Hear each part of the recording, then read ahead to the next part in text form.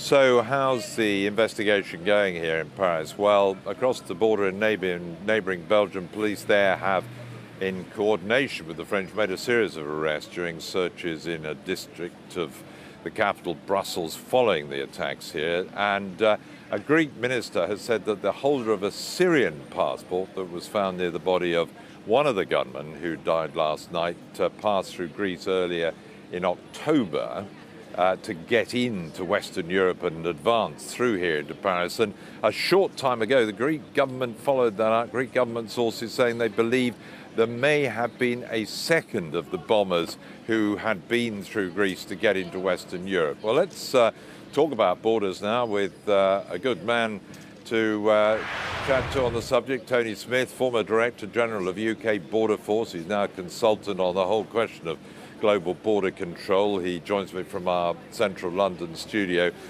Tony Smith, very good evening to you.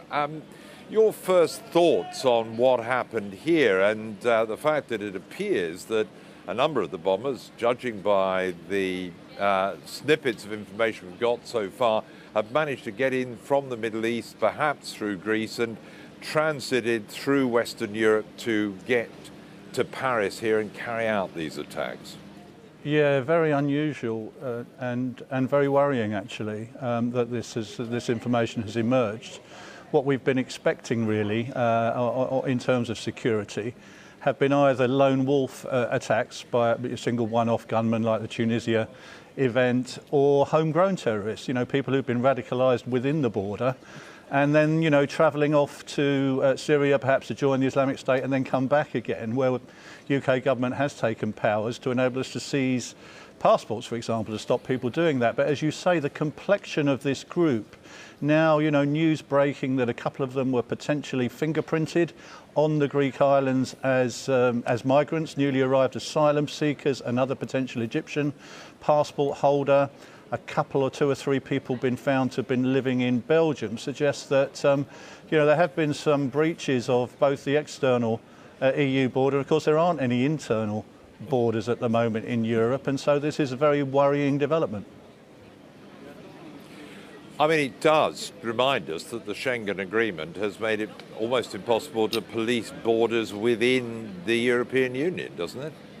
Yeah, well, one of the priorities in border security these days is to stop terrorist travel. That was a key recommendation that came out of the 9/11 report.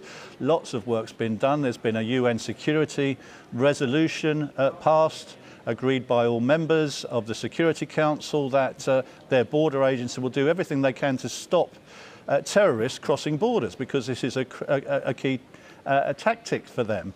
Unfortunately, because there aren't any borders in Europe, it's extremely difficult for the EU to track people once they're in. What should happen is a very thorough identification and screening process at the first point of entry. But of course, the sheer numbers, with a fourfold increase in migrants entering the EU irregularly, just in the first 10 months of this year over last year, which was a record number, means it's extremely difficult for border agencies in places like Greece and Italy to do all of those checks. And of course, once people are on shore, then they're free to roam around the Schengen group without further challenge.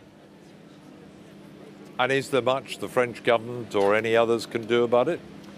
Well, I think there does need to be a concerted attempt to agree a framework whereupon people arriving at the EU border are identified, and who's going to be responsible for that identification and screening process. As you know, member states have struggled to agree on the quotas and the numbers that will actually be processed, but they should be scoped to agree capturing and sharing of information, of biometrics, of biographic data, checking intelligence records before people are released into the community, to try and give us a better chance, if you like, of identifying whether terrorist groups have indeed infiltrated the very large number of would-be refugees that are entering the EU right now.